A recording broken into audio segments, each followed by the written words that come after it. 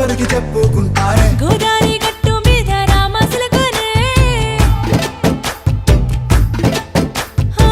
key పెట్టి గింజుకున్న నీకు దొరకనే